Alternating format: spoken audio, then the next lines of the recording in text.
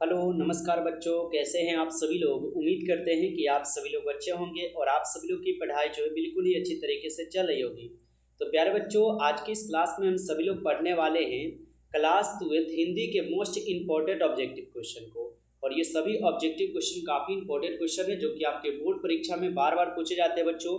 तो क्लास को बिल्कुल अच्छे से देखिएगा लास्ट तक, जिससे कि आप जो इन सभी क्वेश्चन को अच्छे से बच्चों याद कर पाएंगे और आप सभी लोग अपने बोर्ड परीक्षा में सभी क्वेश्चन को आसानी तरीके से जो है बना भी पाओगे।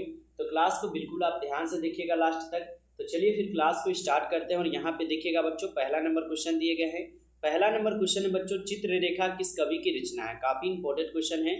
चलिए सभी बच्चे कमेंट करेंगे हमारे साथ चैट सेक्शन में, जिससे कि आंसर आप लोग को सभी क्वेश्चन का याद रहे। ठीक है, चलिए बताइए चित्र रेखा किस कवि की रचना है बच्चों। तो चित्र रेखा जो है ये आपके मलिक मोहम्मद जायसी जी के कवि है। ठीक है, ऑप्शन ए जो है बच्चों आप लोग का यहाँ पे क्या है, बिल्कुल सही जवाब है। आप लोग अच्छे से याद कर लीजिएगा।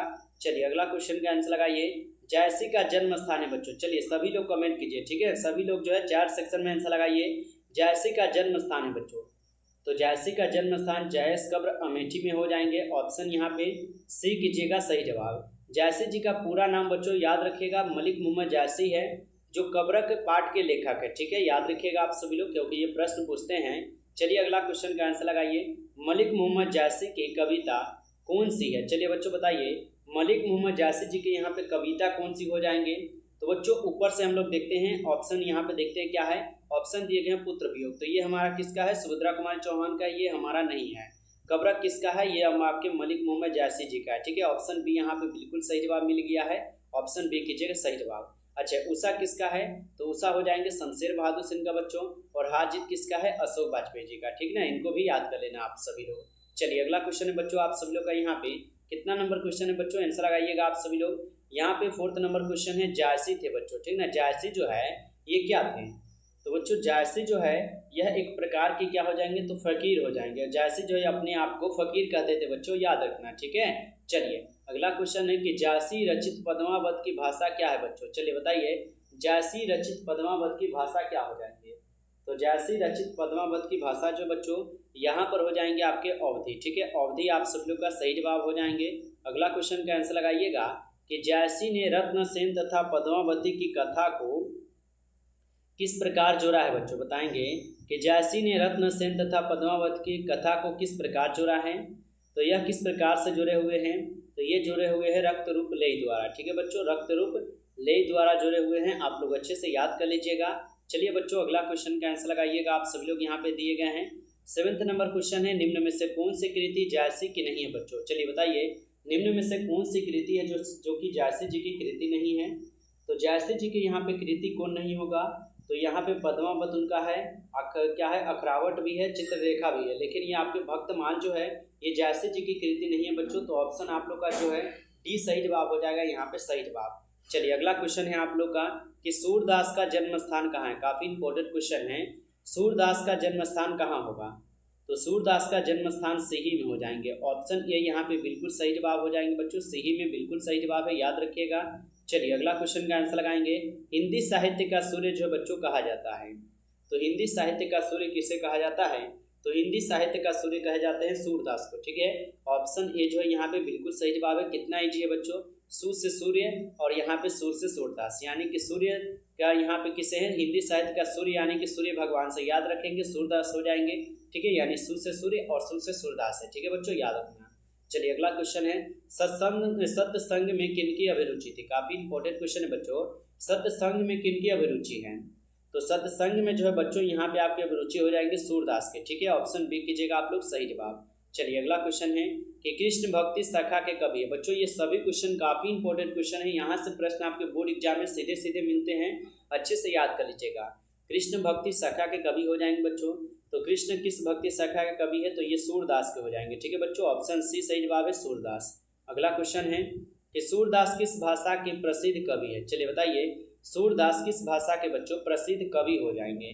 तो सूरदास जो है बच्चों ये हो जाएंगे ब्रज भाषा के प्रसिद्ध कवि। तो आप लोग अच्छे से याद कर लीजिएगा।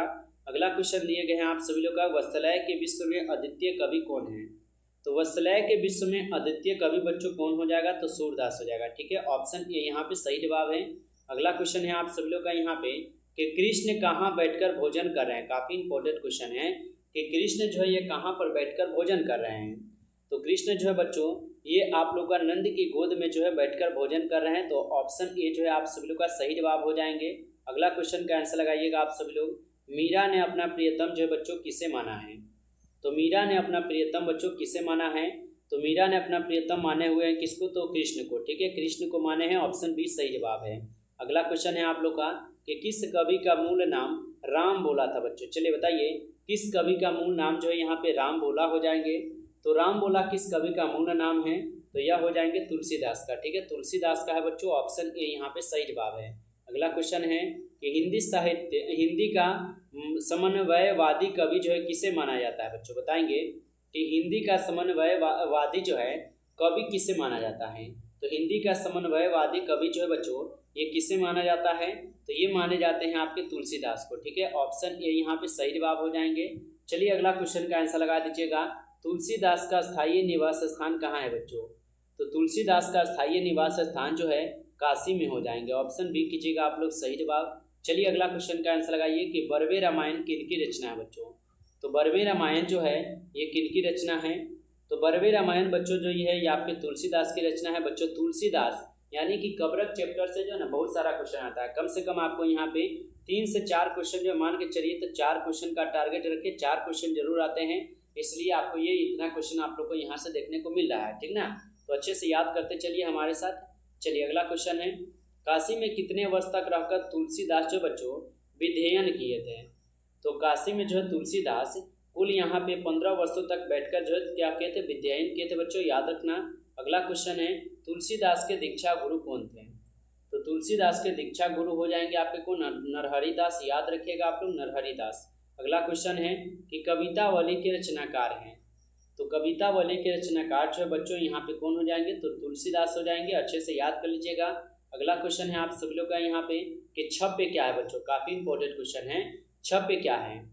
तो छप्य जो है बच्चों एक प्रकार की या क्या हो जाएगा, तो छंद हो जाएगा। ठीक है, ऑप्शन यहाँ पे सी सही जवाब है। अगला क्वेश्चन है आप सभी लोग का यहाँ पे कि नाभादास किसके समकालीन थे।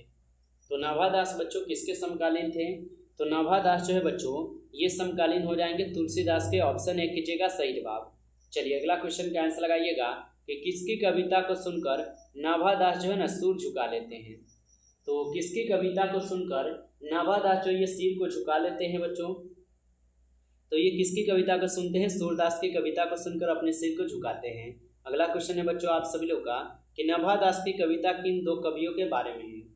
तो नाभादास की कविता जो है ये हो जाएंगे कबीर एवं सूरदास के कवियों के बारे में। ऑप्शन बी कीजिएगा सही जवाब।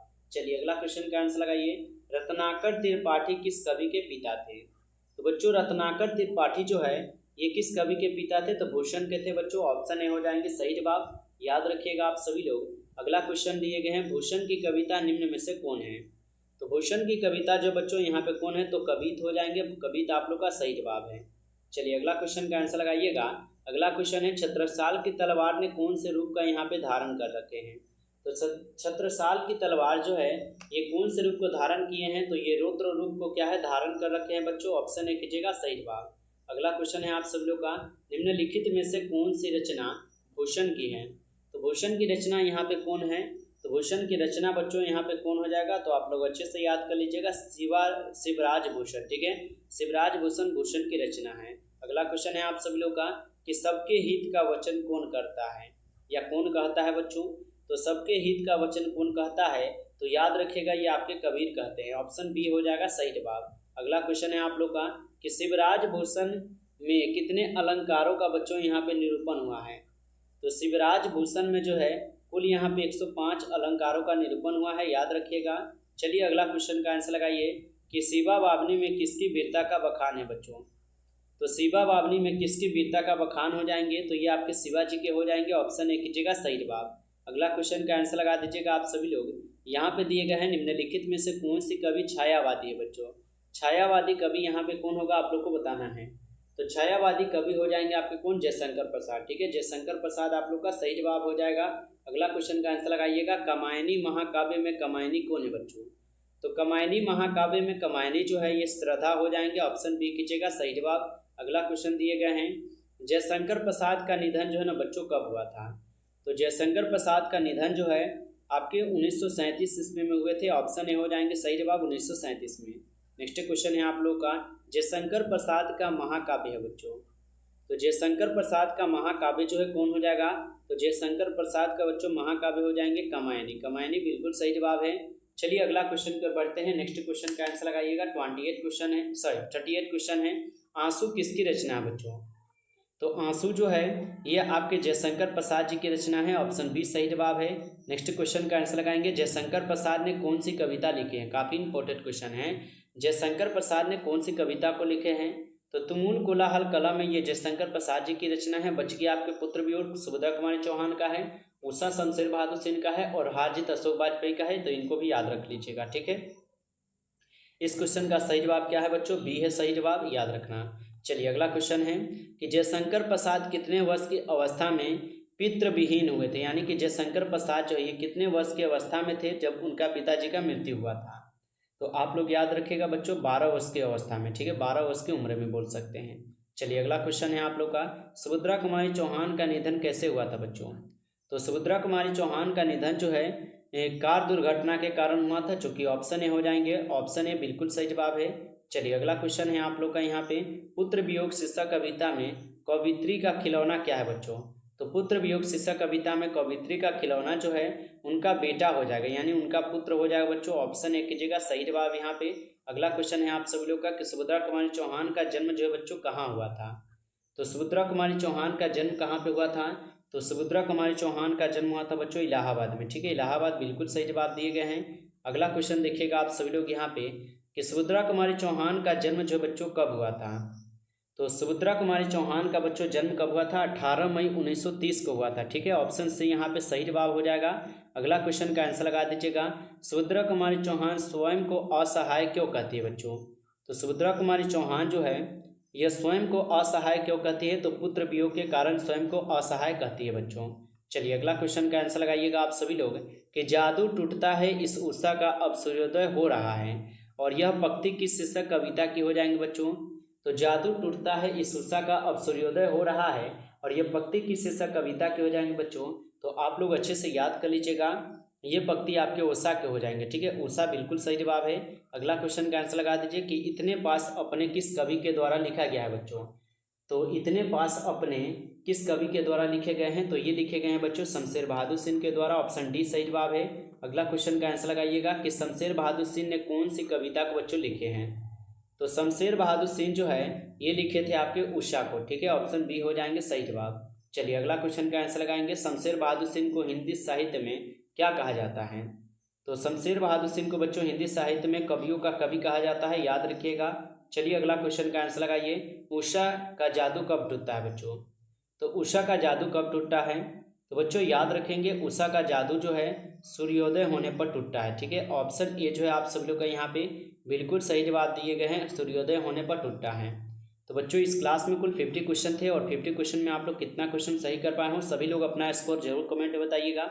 बच्चों यदि आप लोग को ये क्लास अच्छा लगा हो तो सभी बच्चे क्लास को लाइक कर लीजिएगा, और चैनल पे पहली बार यदि आप जुड़े हों तो चैनल को भी सब्सक्राइब करके बच्चों ऑल पे दबा लीजिएगा, जिससे कि जब भी कोई नई क्लास होगा सबसे पहले उस क्लास का नोटिफिकेशन आपके पास पहुंच पाएंगे। तो चैनल को भी सब्सक्राइब करके बच्चों चैनल को जरूर सब्सक्राइब करके ऑल पे दबा लीजिएगा।